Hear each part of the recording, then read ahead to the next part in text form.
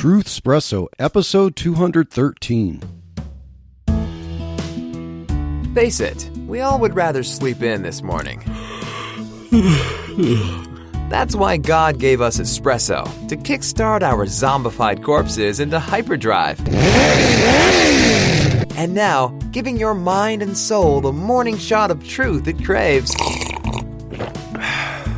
This is Truthspresso with Daniel Minnick.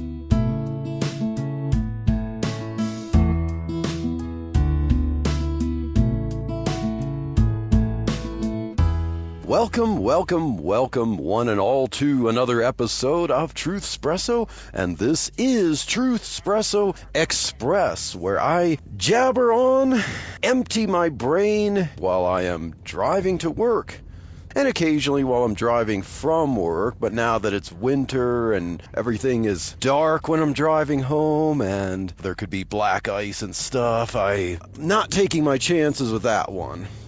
And so, what to talk about for this episode of Truthspresso?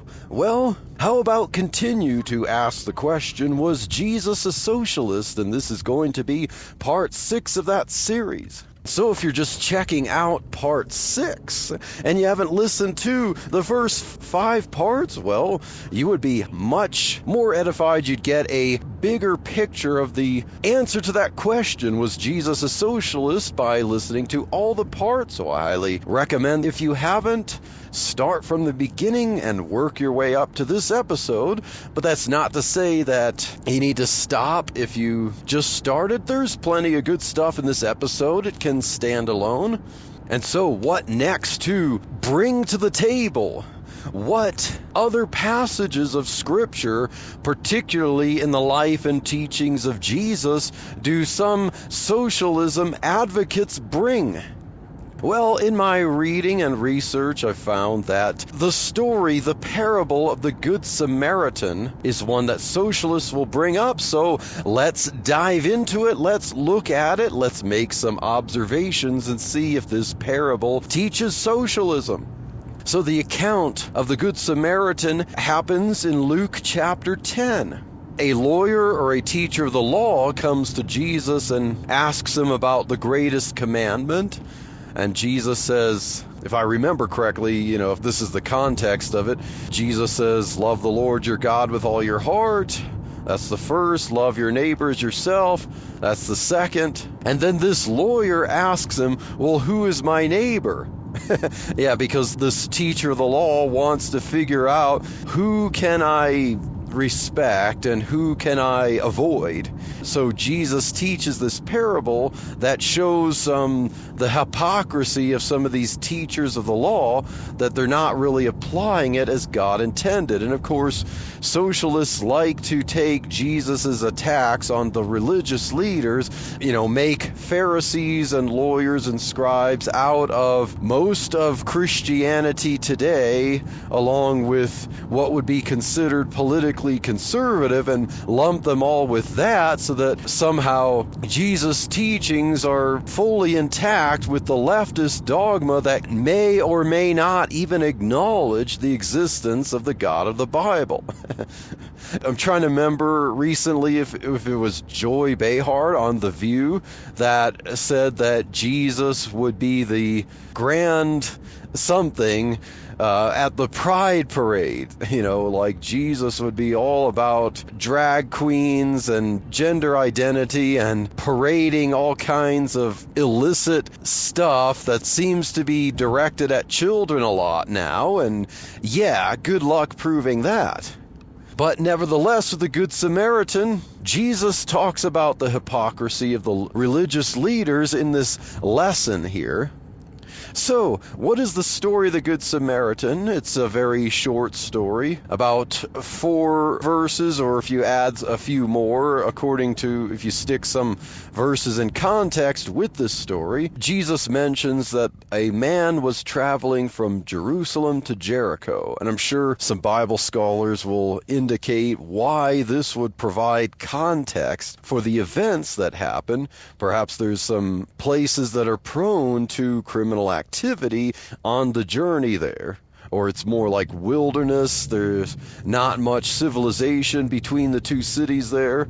And so a man, Jesus just refers to him as a man who was traveling from Jerusalem to Jericho. He fell among thieves, so some thieves ganged up on him when he was out of sight from civilization, and they robbed him and they injured him. They beat him up and basically left him for dead after taking some of the stuff that was with him on his journey.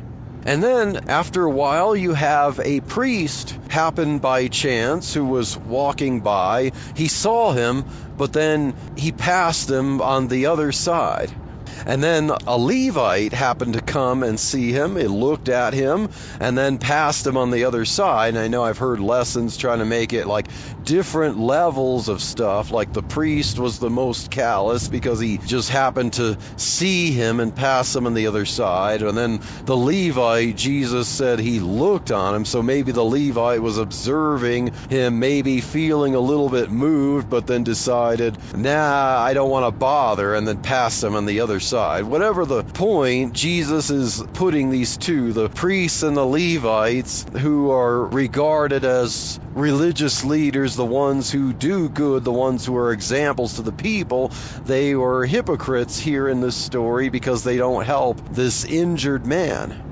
But then a Samaritan who was journeying, we don't know for certain if the Samaritan was making the same journey from Jerusalem to Jericho, but whatever the case, a journeying Samaritan saw this helpless man and had compassion on him.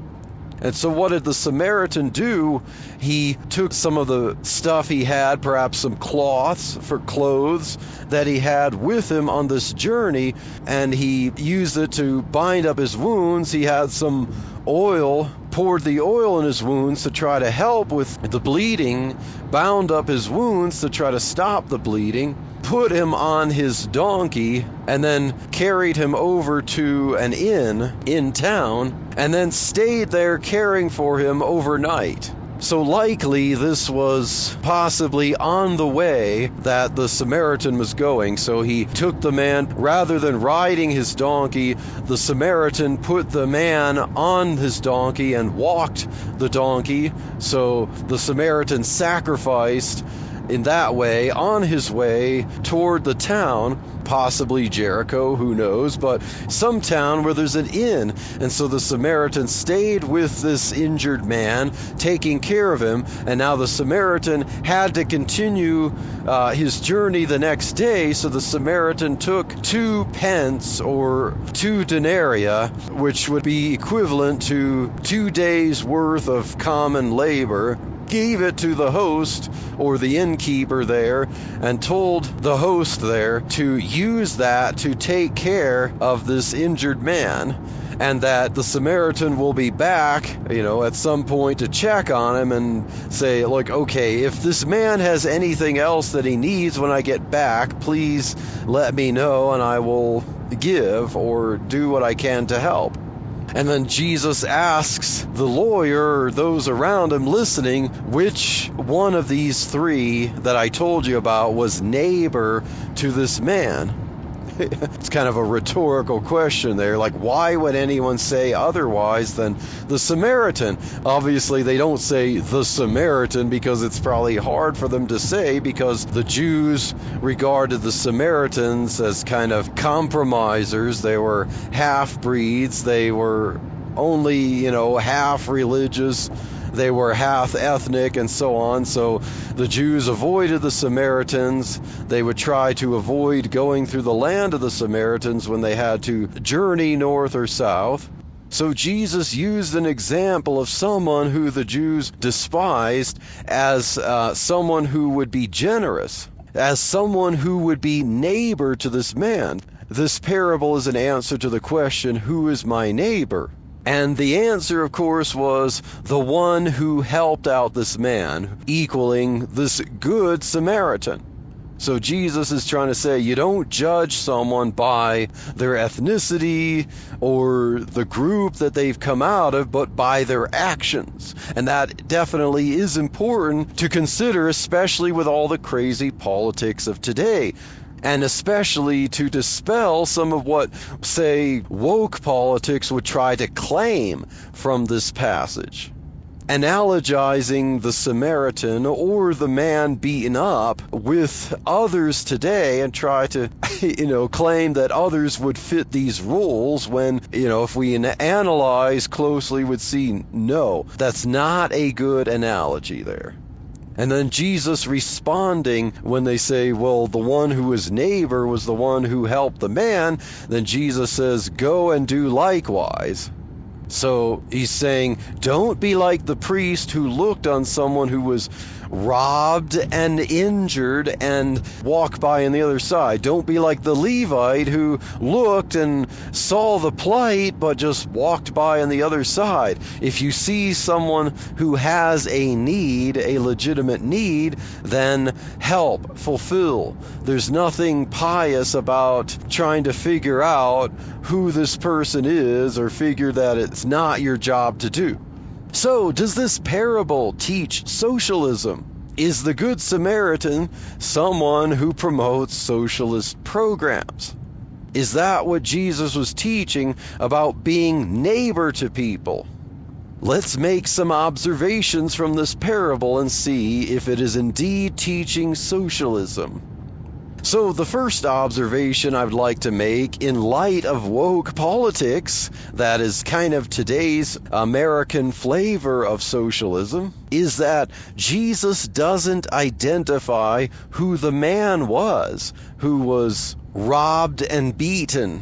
And I think that's important. Now, the socialists might claim, we'll see, yeah, that shows that we shouldn't have bias toward people. And I would say exactly, especially the woke, which want to seem to treat people according to identity.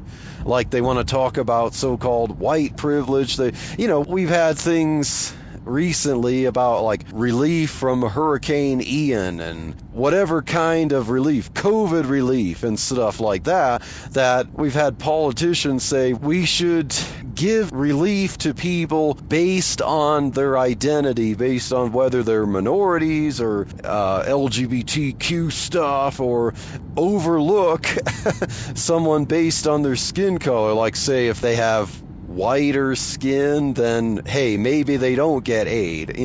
Could that be the equivalent of the priest or Levite walking by and saying, I'm not going to help them based on who I see that they are? Yeah, because so things can go another way here according to the woke identity politics here. Maybe they can be guilty. Maybe things like saying we need to socialize aid and we need to ration it out based on whether we determine someone has privilege or not. Not what kind of situation has befallen them, but how we can evaluate whether we determine if that person has privilege or deserves or doesn't deserve to have aid or not. Maybe woke identity politics is guilty of being like the priest or Levite in this story, not someone who believes in free markets and private charity. So the first observation was that this man doesn't have an identity, so you can't bring in woke identity politics into this, and maybe it was intentional that Jesus didn't identify, he didn't say a certain Jew or a certain poor person or a certain deviant fell among thieves. It was just a man. It doesn't matter who the person is. If the person has a legitimate need, you help them. Even if that person is your enemy, even if that person is someone you despise, if that person has a legitimate need, you help them. Now, the second observation is the man was robbed of his possessions. The man was robbed, as in real, legitimate, actual having his possessions taken away by someone who didn't have a right to them. Like, we're talking about real robbery here, not someone who just doesn't have as much as someone else. Not someone who we say society has robbed him of what should be rightfully his because he agreed to a certain contract for his labor, like we see in the parable of the vineyard owner and the vineyard workers, but thought he should have more. Not someone who just happens to be at the poor end of the spectrum and then you say, well, this person is robbed. No. We need to be clear here from the observation here. This person was robbed of his possessions, regardless of how he obtained it. Remember, this person isn't identified. It's just a man. Jesus doesn't care who this person is. And he says that this person was robbed. We don't look at this person if this person was in any way like middle class. I know they didn't have as much of a middle class at this time. It doesn't matter if this person was poor or rich. Now, this person had something that could be taken, so he wasn't dirt poor, right? It doesn't matter who this person is. What matters is that this person was wronged because he was robbed. And so you have compassion on someone if he was robbed, regardless of the economic state of the person. And there is no lesson to take here that this person was robbed socially, by deprived of having something given to him by a social program or whatever. No, that's not robbery. According to Jesus, according to this parable, robbery is that you actually possess something by some kind of right, whether it was donated to you voluntarily or whether you earned it through a voluntary exchange. And then robbery is having that taken away from you without your consent, which is what happened when this man was on his journey from Jerusalem to Jericho. And now the third observation, not only was this man robbed, and he wasn't robbed of allegedly potential possession, he was robbed of the actual possessions that he had at the time. He was physically beaten. Now, woke socialists today would probably analogize this person to someone being allegedly beaten with hate speech or such. And of course, hate speech doesn't mean like someone calling them names, someone very much tangibly saying things that would hate them based on, say, their skin color or something like that. Or to say, I don't have to know why you're in this predicament because of who I can see you are. You brought it upon yourself and so you deserved it and stuff. No, this person was physically beaten. So what do we do with things like Antifa riots and such? What do we do with woke politics, socialist politics that try to say that some people deserve to be beaten physically because they have privilege and such? No, it doesn't matter who you are. The laws of equality would say that you have a right not to be physically beaten. It doesn't matter if there's some kind of grand social cause. It doesn't matter your skin color. So we could say that the Antifa people and such, people who think they can just physically riot or beat someone or take their possessions or loot stores or such, have a right to do so. No, you can analogize them properly with the thieves in this story. So yes, number 3 observation is that this man was physically beaten. No words of violence message here. It is not a proper analogy from Jesus to try to say that someone merely teaching family values is somehow beating up someone who dances around in bars. Now, the most important analogies here, the most important observations here are what the Good Samaritan did, what his role is here. So 4th observation is that the Good Samaritan had compassion on this unidentified man, and that compassion led him to help the man voluntarily. So why do I say that? Was the Good Samaritan a good Samaritan because he protested in the streets to have some kind of socialized government program to help this man? Did he take to the streets and yell at some people who were wearing silken clothes to say, hey, you go help this person? We don't know the financial state, the economic state, the class state of this Good Samaritan because it doesn't matter.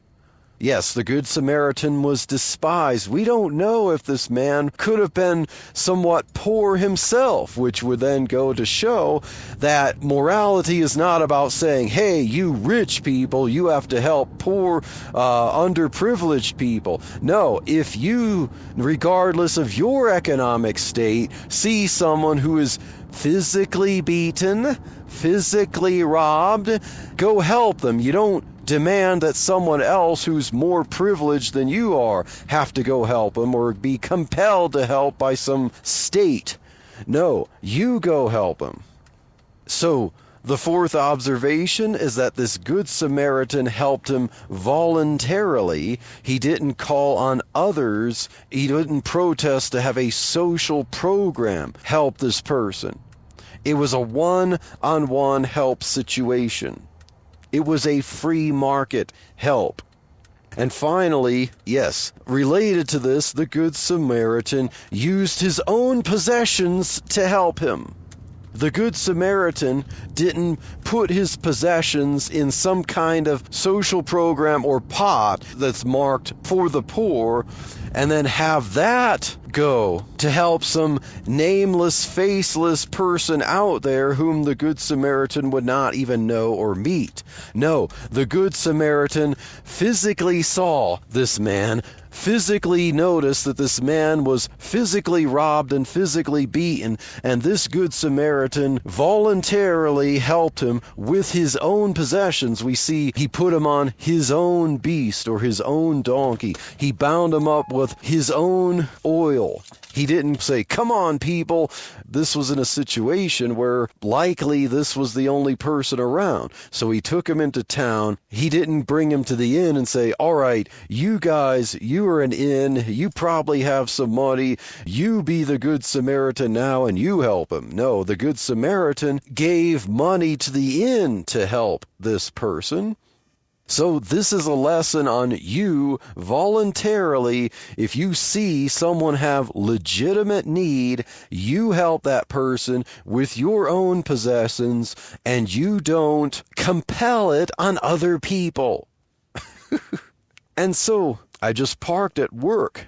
And so I think we can safely observe that this parable of the Good Samaritan doesn't in any way teach socialism. It teaches voluntary charity in a free market system, that people who have give of their own possessions voluntarily, don't demand that other people, don't expect that there has to be some collective pooling of resources enforced by a gun, by the state. Nor should help be rationed out according to identity politics and so-called privilege. Nor is it good for people to loot and riot based on their perception of their own underprivilege. So, I hope that you've enjoyed this part of answering the question, was Jesus a socialist? And stay tuned for more Truthspresso and possibly more in this series.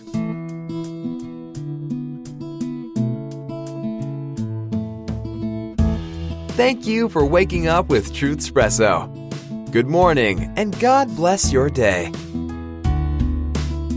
Hey friends, Daniel Minnick here again. If you liked waking up to this episode of Truthspresso, I would really appreciate it if you would rate it on Apple Podcasts, Stitcher, or whatever application you use to listen to Truthspresso.